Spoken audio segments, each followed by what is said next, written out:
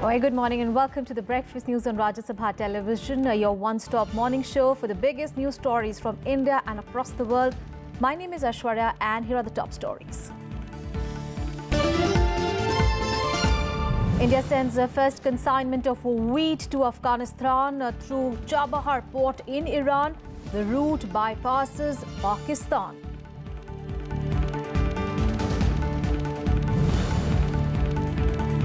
Prime Minister says India will not lag behind in digital currency era aimed at bringing accountability, says the skill development prime sector globally.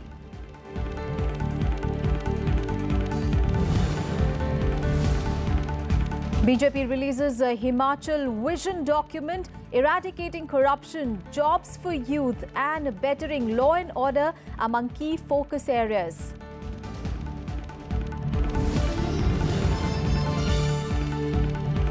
Thousands rally in Barcelona in favor of unity with Spain.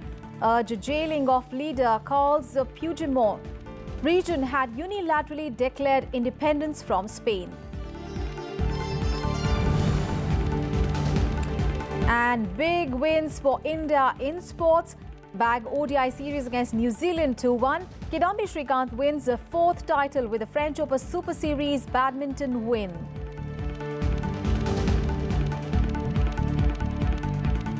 Our top story this Monday morning, Prime Minister Narendra Modi took on critics of the note ban aimed at making a cashless economy and said that India could not lag behind in the digital currency era. Now, speaking at a rally in Ujjair during his day-long visit to Karnataka on Sunday, the Prime Minister said that the intention of digitization was to bring accountability.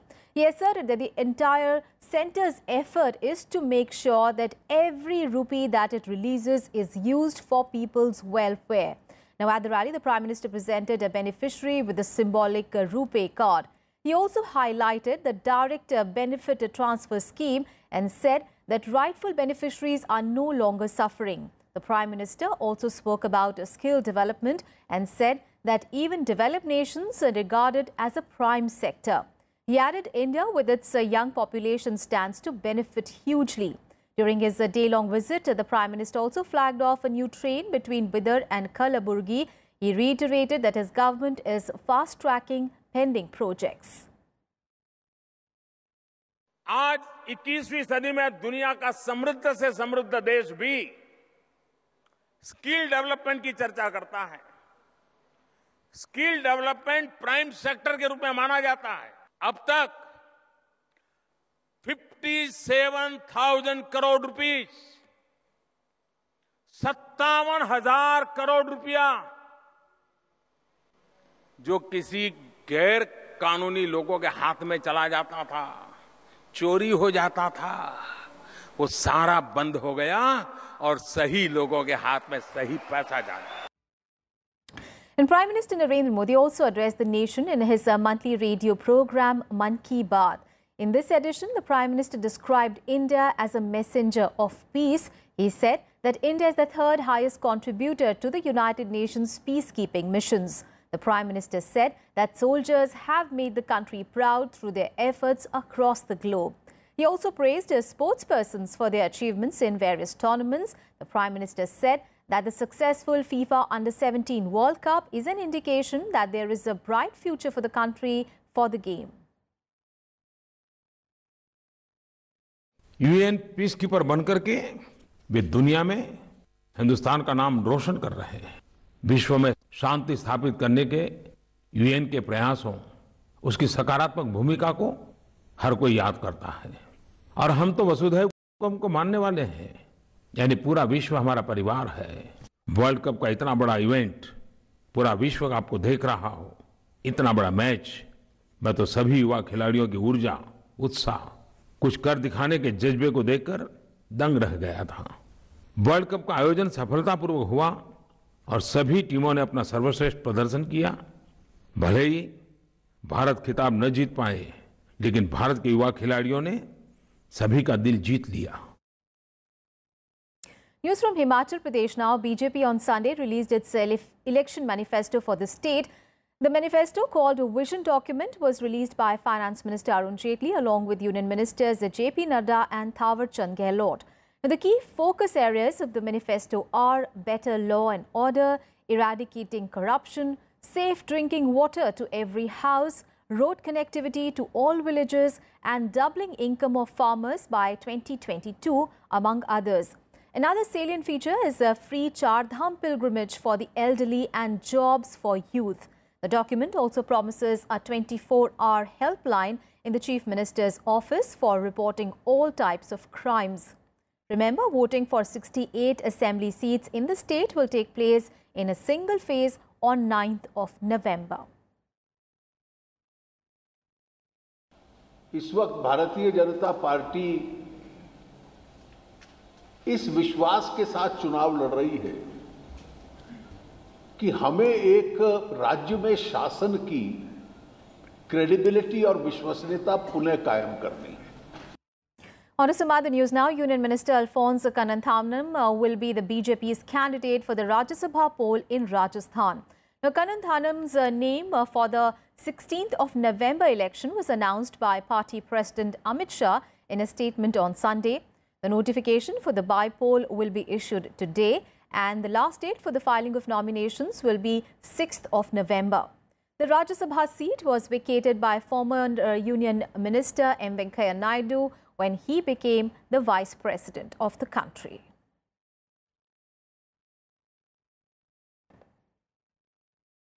On to the other top story of the day. The first consignment of wheat from India to Afghanistan through the Chabahar port in Iran was sent on Sunday. Now, the route bypasses Pakistan that has been denying land access to Afghanistan. Now, India has termed it as a victory against all odds created by Pakistan. In realizing the first shipment of wheat from India to Afghanistan through the Chabahar port in Iran was flagged off on Sunday. External Affairs Minister Sushma Swaraj and Afghanistan Foreign Minister Salahuddin Rabbani flagged off the shipment via video conferencing from Delhi and Kabul. The shipment was sent from the Kandla port in Gujarat.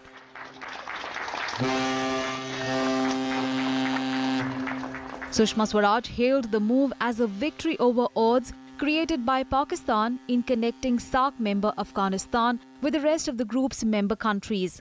The wheat that is leaving the Indian shores today is a gift from the people of India to our Afghan brothers.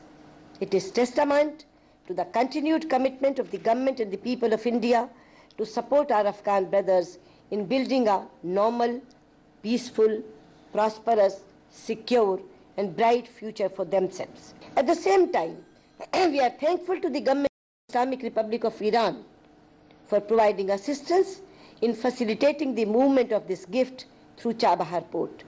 This shows the convergence between the three ancient civilizations of India, Iran and Afghanistan to spur unhindered flow of commerce and trade throughout the region. This is a special occasion. Afghanistan, the Islamic Republic of Iran and the Islamic Republic of Afghanistan and Republic of India. Last year, as Madam Minister mentioned, the leaders of our three nations signed the Chabahar Agreement, a landmark and mutually beneficial economic initiative for Afghanistan, India and Iran. And today's event shows that the important project to which we committed has transformed into reality. The shipment is part of India's commitment to supply 1.1 million tons of wheat for the people of Afghanistan on grant basis. 6 more wheat shipments will be sent to Afghanistan over the next few months. In June, India and Afghanistan launched an air freight corridor between the two countries to boost trade after Pakistan refused land transit access through its territory. The Chabahar port, located on the southern tip of Iran, allows India the opportunity to bypass Pakistan to access trade points in Afghanistan. Also, the move to send the first consignment is a major initiative as Iran is also involved in this freight transport at a time it is facing threat of sanctions from the United States. However, it seems that an understanding has been reached between India and the US on operationalization of Chabahar for development purposes. US Secretary of State Rex Tillerson has said during his recent visit to India that the US was not opposed to the people of Iran. This is Akhilesh Suman's report for Rajya Sabha TV. Prime Minister of Italy, Paolo Gentiloni, is on a two-day visit to India. The visit by any Italian Prime Minister to India, coming after a gap of more than a decade, is aimed at strengthening bilateral political and economic relations. Now, during his stay in New Delhi, Prime Minister Gentiloni will call on President Ram Nath Kovind, Vice President M. Venkaiah Naidu and Prime Minister Narendra Modi. He will also hold delegation-level talks with Prime Minister Modi. A 15-member Italian CEO delegation is also accompanying the official delegation. Interaction between the CEOs of the two countries is also being planned. Italy is India's fifth largest trading partner in EU, with a bilateral trade at $8.79 billion in 2016-17. The last visit of the Italian Prime Minister to India was in February 2007. Coming after a gap of more than a decade, this visit is aimed at strengthening the bilateral political and economic relations between the two countries. Now, China has said that the country's foreign minister Wang Yi will visit India in December this year. Now, this could be the first high-level Sino-India dialogue after President Xi Jinping commenced his second term. Chinese Foreign Minister Wang Yi is expected to travel to Delhi in December to attend the Russia-India-China Foreign Ministers' trilateral meeting. Besides the trilateral dialogue, Wang Yi is expected to hold talks with his Indian counterpart Sushma Swaraj and also call on Prime Minister Modi. It is noteworthy that New Delhi was to host the Russia-India-China meet in April this year, but China did not confirm Wang's attendance after its protest over the Tibetan spiritual leader the Dalai Lama visiting Arunachal Pradesh. Now, no dates have been announced for the visit as yet, but the visit is expected to provide the opportunity for talks on bilateral relations against the backdrop of ties being rocked by the 73-day-long standoff at Doklam, which ended on 28th of August. And in Breakfast News, we'll take a very short break. We'll be back with more news. Stay with us.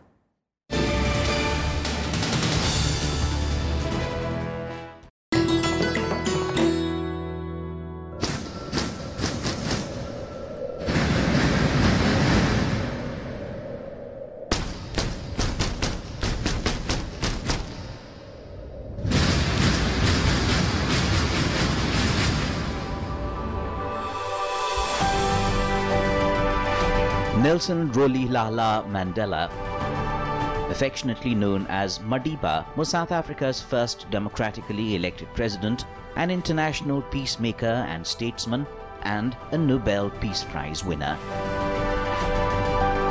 Through a long career as an activist, Mandela was a crusader for equal rights for South Africa's black majority. Having undergone frequent imprisonment, in 1964, Mandela was sentenced to life in jail. Charged with sabotage, treason, and violent conspiracy, he narrowly escaped the gallows. He was released in 1990, having initiated talks with South African President de Klerk towards ending apartheid in the country. Mandela was awarded the Nobel Prize for Peace in 1993 for his efforts.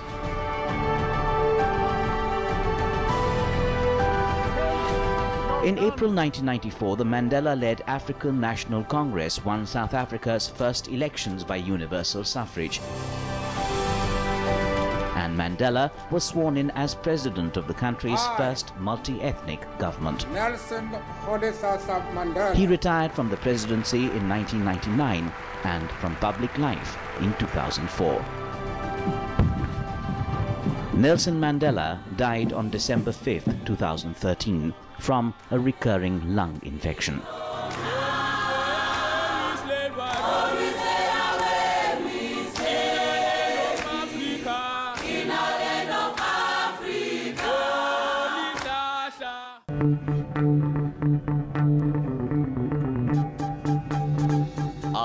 arisen from a multi-hued cultural canvas.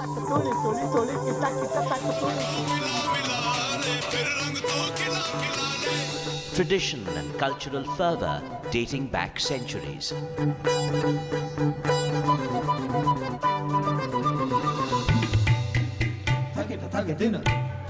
And encircling them all, there's a magic that awes. Embrace your nation's brilliant human warmth.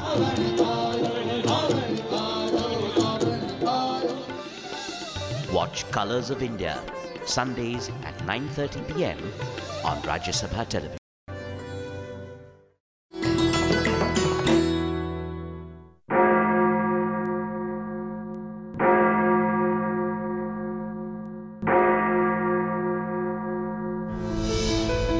St. Thomas Basilica.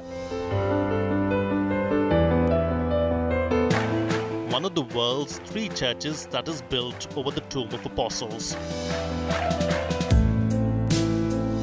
St. Thomas was one of the 12 apostles of Jesus Christ who brought Christianity to India. With an underground tomb where the remains of St. Thomas are laid, this magnificent basilica is of Gothic architecture.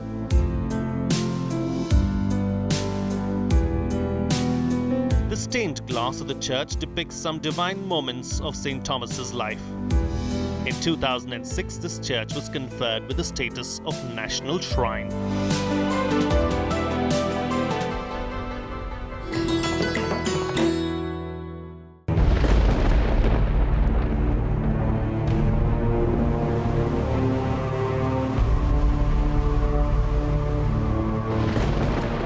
This is Kibutu in Arunachal Pradesh, East Point East on the map of India.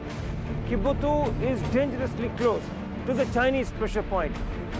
We see first-hand and unseen areas of sand dunes and see how BSF is guarding this difficult territory along the Indo-Pak borderline.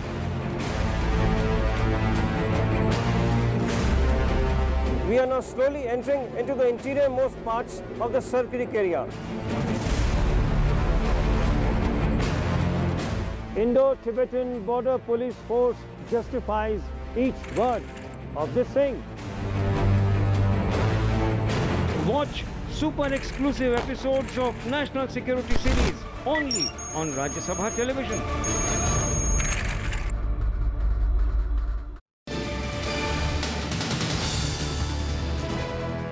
Thanks for staying with us. The RSS-affiliated Swadeshi Jagran Munch on Sunday appealed to the government to boycott goods from China. A mega rally was organized at the Ramlila Maidan in Delhi by the Swadeshi Jagran Munch. Now, they emphasized that by promoting nationalism and indigenous goods, China's aggressive economic policy could be dealt with. They also underlined the need to save indigenous industries and create more employment. Swadeshi Jagran Munch started this campaign from 12th of January this year. The organization says that due to cheap Chinese goods, India annually suffers a loss of about 3.5 billion rupees. हमारे देश के उद्योग धंधों को नष्ट करने की कोशिश हो रही है, हमारे युवा को रोजगार से बाहर करने की कोशिश हो रही है, हमारे देश को कमजोर करने की कोशिश हो रही है। अब हमारा संकल्प ये है, उन्होंने हमारे उद्योग को नष्ट किया है। आज अमेरिका, यूरोप और दूसरे देशों के लोग भी हमारे साथ आ गए हैं। हम चीन की अर्थव्यवस्था को कमजोर करेंगे और चीन को किसी भी हालत में आगे नहीं बढ़ने देंगे, चाहे उनकी विस्तारवादी आर्थिक नीतियां भी क्यों ना हो, चाहे वो OBUR क्यों ना हो, चाहे वो CPEC क्यों ना हो। Let's get you some international news now. Hundreds of thousands of Catalans favoring unity with Spain rallied in Catalonia's largest city, Barcelona, on Sunday.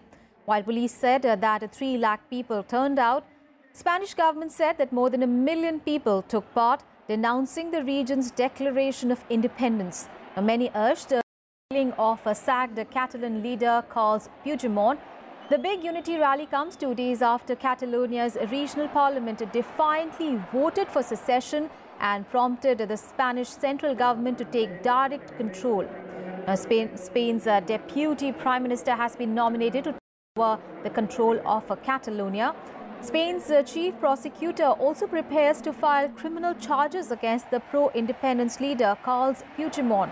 who says that Spain's government cannot remove him from power. Catalans will vote for a new regional parliament on 21st of December. Meanwhile, experts say that European Union must appeal to both the sides in order to resolve the Catalonia crisis. I think what is going to impact the elections most is what Madrid does. What is fundamental is that Madrid is not harsh on the Catalans. You know, more people in prison or things like this would really play for the secessionists, which means it wouldn't play well for anybody. So dialogue is needed, and I think I know the European Union is doing a lot behind closed doors, but I think the European Union not only needs to stand with Madrid, but also has to appeal to everybody to talk to each other. News from Africa, where the Somali government has fired 2 top security officials after twin blasts and a siege left at least 29 people dead on Saturday. The country's police chief and the director of national intelligence were both removed from office on Sunday. The decision came after an emergency cabinet meeting. The siege started on Saturday afternoon after a car bomb was dropped into Nishanabod 2 hotel. A few minutes later, a second car bomb targeted the former Parliament House nearby. Sporadic gunfire continued inside the hotel throughout the night, with the siege lasting more than 12 hours.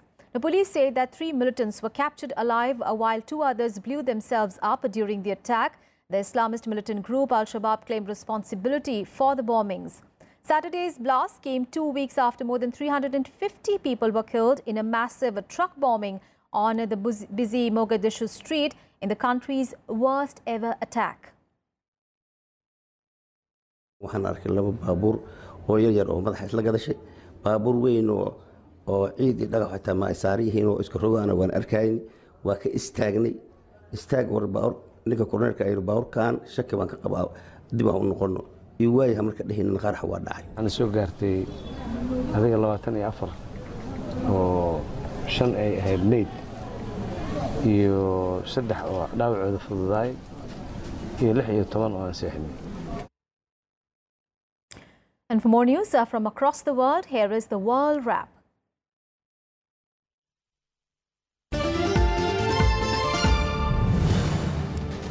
At least 22 policemen have been killed by the Taliban in Afghanistan's Kunduz province. Afghan forces have struggled to combat a resurgent Taliban since US and NATO forces formally concluded their combat mission at the end of 2014, switching to a counter-terrorism and support role.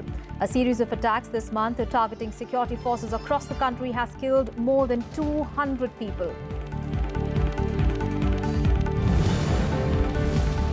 Pakistan has released 68 Indian fishermen held for allegedly violating its territorial waters from Karachi's Landi jail as a goodwill gesture. The fishermen would be handed over to the Indian authorities near the Wagah border. According to reports, over 200 Indian fishermen are still languishing in various jails in Pakistan. Around 11 people have been sentenced to jail for a term of 20 years for attempting to assassinate Bangladesh Prime Minister Sheikh Hasina 28 years ago at her family residence. The Dhaka court also handed down life imprisonment to the accused for blasting bombs on the same day in 1989 at the house of Sheikh Hasina. The court has also imposed a fine of $240 on each of the convicts who are responsible behind the killing of Bangladesh's first president, Sheikh Mujibur Rahman, in 1975. On sports news now, India defeated New Zealand in the final one-day international to win the 3-match series. The hosts won the series 2-1. Chasing a victory target of 338 runs set by India in Kanpur, the visitors made 331 for 7 in their allotted 50 overs. Earlier put into bat first, India staged a challenging 337 for 6. Now with his 32nd victory, skipper Virat Kohli became the 6th Indian to complete 9,000 ODI runs on Sunday. India and New Zealand will also play the 3 T20 matches on Wednesday. at Firoz Shah Kotla grounds in Delhi. Good news coming in from the badminton world as well, because ace Indian player Kidambi Srikanth has lifted the men's singles title of the French Open Super Series badminton in Paris. Srikanth beat Japan's Kenta Nishimoto 21-14, 21-13 in the final. Now, this is Srikanth's fourth title in the fifth Super Series final, after having clinched the Denmark Open Super Series Premier, the Indonesian Open Super Series and Australian Open Super Series earlier in the year. Earlier, Srikanth had reached the final after sweeping aside compatriot H.S. Pranoy 14-21, 21-19, 21-18 in the semi-final match. Meanwhile, the Badminton Association of India has announced a cash reward of 5 lakh rupees for Srikanth for his French Open Super Series win. And India's junior men's hockey team won the bronze medal in the Johor Cup, beating Malaysia on Sunday. Now, India defeated the hosts by 4-0 after losing to Great Britain in a hard-fought encounter. The 2 goals are from Vishal Antil and 1 each by Vivek Prasad and Chilanand Lakra helped India to win the medal in the tournament. The game, many feel, has taken away the skill and physicality is the rule. They go to Mandeep Moore, he sweeps, and another brilliant save by Matt Derris. High to his right hand. Now it's Meninda. Meninda sweeps it across. Dilpreet's in front of the goal. Dilpreet sweeps it home. It is another goal for Dilpreet. Good defence though, Meninda. Lively. More sports news, but this one coming in from Saudi Arabia, where in a landmark move, the country has announced that it will allow women into 3 sports stadiums for the first time from the next year. The decision has been announced by the chairman of the General Authority for the Sports of Saudi Arabia. 3 stadiums, King Fahd Stadium in Riyadh, King Abdullah Stadium in Jeddah and Prince Mohammed bin Fahd in Dammam will be set up to allow women and their families to attend. The kingdom is relaxing some norms as part of its Vision 2030 plan for economic and social reforms, which aims to boost female employment. The kingdom, which has some of the world's tightest restrictions on women, has long barred women from sports arenas by strict rules. And with this good news story, it is time to wrap up this edition of news. Thanks so much for watching. Have a great day ahead.